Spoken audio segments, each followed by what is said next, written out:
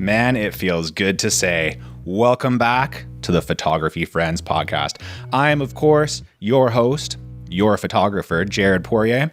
And today, for episode 99 of the Photography Friends podcast, it is time for our long-awaited, highly anticipated episode on, you guessed it, Adobe. So Adobe, maybe you know them, maybe you love them, maybe you used to love them, maybe you still do. They have about 40 million Creative Cloud subscribers at the time of this recording. They did $25 billion of revenue last year, and yet the stock is falling. They're currently at an 8-year low when it comes to the value of Adobe stock on the stock market.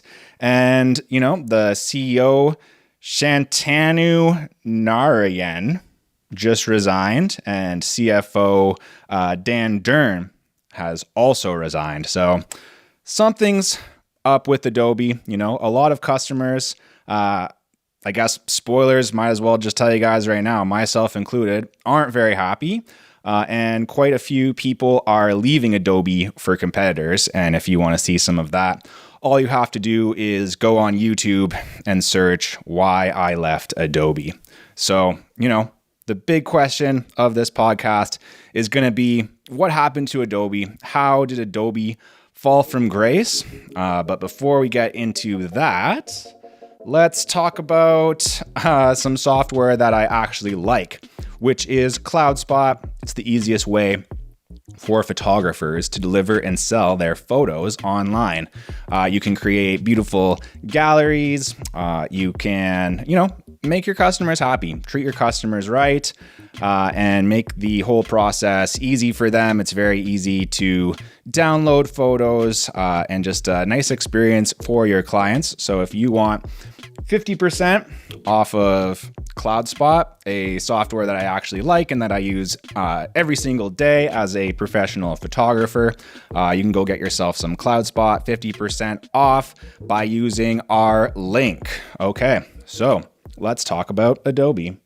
So, you know, as I mentioned earlier, Adobe has really fallen off, I think, and I have a few ideas as to why. Some of my ideas include a monopoly on creative software, anti-consumer behavior, you know, the whole like subscription model thing, software as a service, anti-competition, this thing of like buying up their competitors and even, you know, sometimes incorporating the features or incorporating the software, but other times basically just like buying stuff to kill it, which I really don't like. You know, this kind of has all contributed to this idea that Adobe is essentially holding creative software hostage. I can definitely relate to that. And, you know, unfair pricing compared to competitors, especially outside the US, hidden fees, bugs, glitches, crashes. My Premiere users know a little bit about that. And, you know, speaking from experience, Adobe customer service can be pretty hit or miss. A lot of the time, it doesn't really seem like they care at all. So, you know, just a little bit of background. For myself, as an Adobe user, you know, I still use Adobe. I still have a Creative Cloud subscription. And, you know, I've been using Adobe for a long time. I can't say that I love it, but I think the main reason why I continue to use Adobe is because I collaborate, especially on video editing projects with other people who use Adobe. You know, in a lot of ways, it's still kind of the industry standard software. And that's why I end up using it, you know, but I would describe it as an abusive relationship. But, it wasn't always like this, you know, and I have very, very fond memories of using Adobe Photoshop, specifically Adobe Photoshop 7, and it's probably like a lot of the reason why I became a digital creative in the first place. So, you know, this whole like downfall of Adobe doesn't necessarily make me happy. All right, so let's get into the history of Adobe a little bit and kind of talk about how we got where we are today. So in the beginning, Adobe was all about creating and acquiring software, creative software specifically, starting in the 1980s with software like PostScript, which was printing software. Later, they came out with Illustrator, which is graphic design software. Obviously, the big one I think would be 1988 Adobe Photoshop, which is the photo editing software that many of us started on and probably many of us continue to use.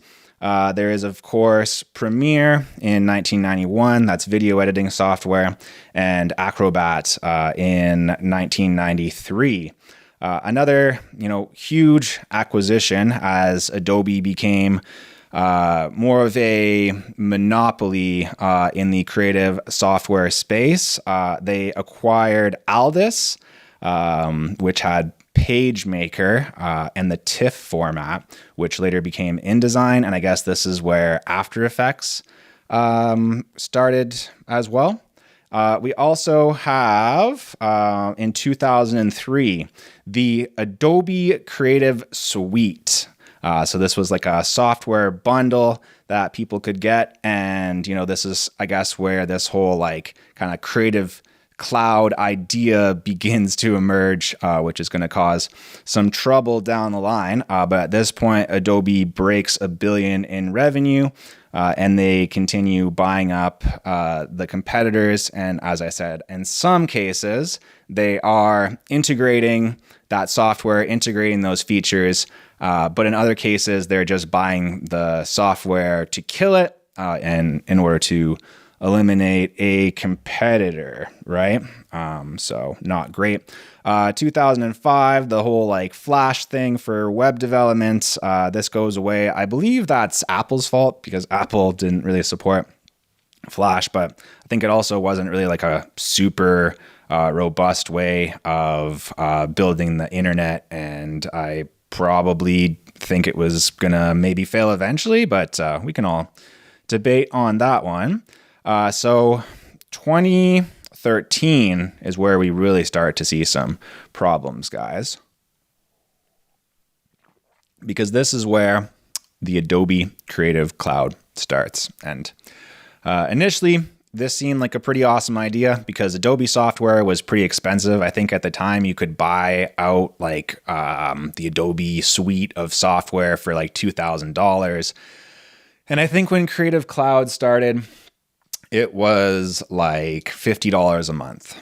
So that seems like a pretty good idea, but we're going to see some problems with that down the line. And probably the main issue with that is that customers no longer own the software that they purchased, right? And you're going to have to be continually paying for that software, like the subscription, software as a service kind of model. And this is where we start to get some other controversies as well with Adobe, customers complaining about a fall off in quality and stability, unrefined and broken features, outsourcing development, and especially customer service to India, catering to shareholders over users. I think this has become a very big problem and a very big part of why, the majority of users, I think, especially like, independent creatives or creatives with a small team, like Adobe is out of touch as hell. Like that is definitely the perception, right? And, that's going to create a lot of further problems for Adobe, and, not the least of which is the failed acquisition of Figma. So this is actually one that I learned researching this podcast. In 2022, Adobe attempted to acquire Figma, but after heavy scrutiny from regulators in the government, they had to terminate that attempt to acquire their competitor, and they ended up paying $1 billion to Figma, I guess just for kind of screwing them around. Later on, they were sued by the Department of Justice of the United States over hidden cancellation fees, up to 50% of your yearly subscription if you try to cancel. I'm pretty sure Adobe still does this, just they don't try to hide it.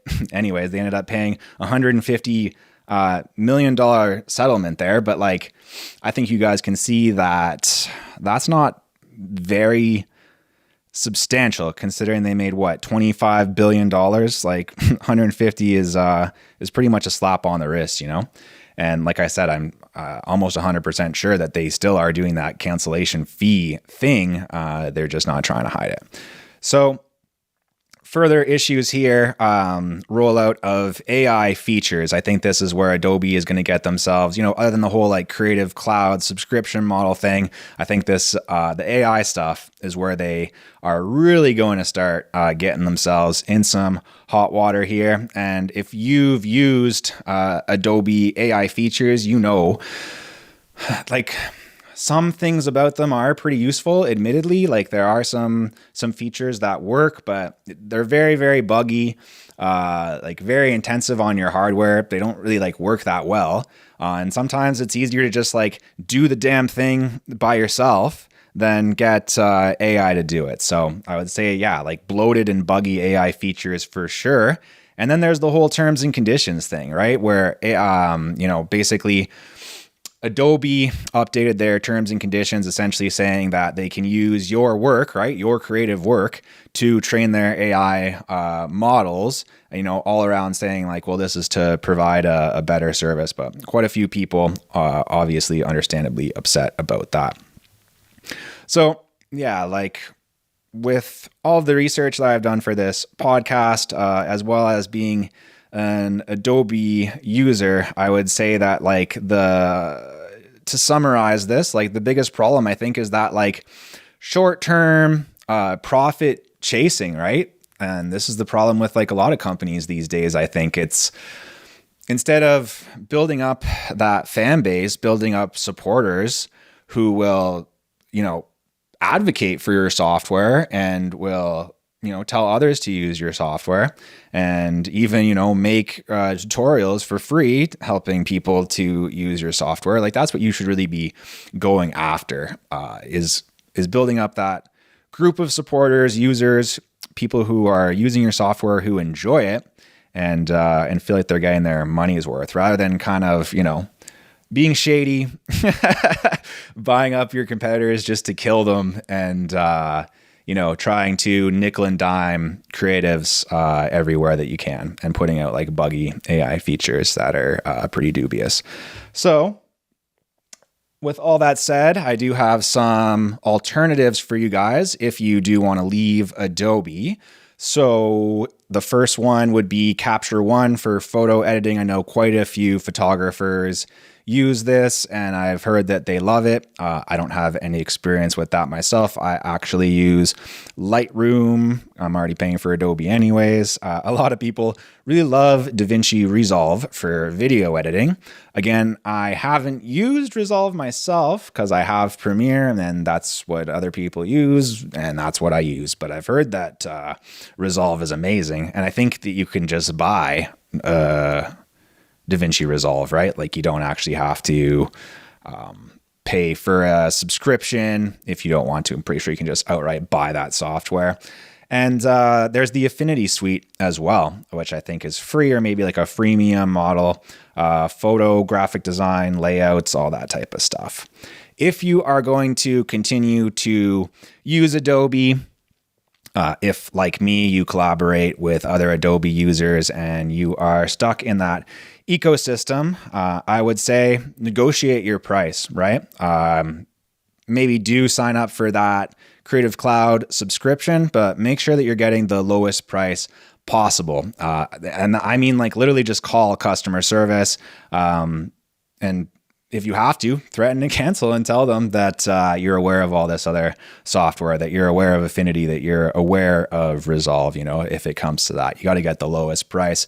If you are a student or a teacher, I think they offer incentives and lower price on software for certain groups. So check all that type of stuff out. So what do I think is the future for Adobe? Well, I think that they're in big trouble. Like that whole stock price thing is definitely going to bite them in the ass. And I think a lot of that is the weariness around AI, and maybe the investors know something that we don't. Maybe some of this AI stuff is overblown. Maybe promises were made that cannot be fulfilled, right? So we'll see what happens with that. I would say that Adobe, it's probably not too late. I think that they can win people back, but I think that they're just going to have to compete, guys. They're going to have to come out with better freemium kind of versions of their software. I wouldn't be surprised if we got like a more robust, like maybe free version of Photoshop, Lightroom. I know there is like Adobe Premiere Rush and stuff like that, but it is pretty limited. So I think if they want to keep up, they're going to have to make some changes and maybe add some more features to the free versions of their software. I would also say another thing that they can do is don't charge cancellation fees. Allow people to just buy the software as well, like even if it was expensive. I think that just allowing people to outright buy the software would help in this case. And I think investing in collaborations with small creatives, like if you guys want Adobe, if you guys want to sponsor this podcast, I'll actually say some nice stuff about you guys. But yeah, all that said, I don't hate Adobe, you guys. Like I said, I grew up using Adobe. It's probably a big reason why I am a professional creative right now. And yeah, I hope that they get better. I hope that they focus more on creatives. And I do think that there is a future for Adobe if they, again, focus on the community. So thank you guys so much for tuning in. And I appreciate you guys, my photography friends out there. I promise that more episodes will be coming soon. I love you guys. I'll see you guys next time.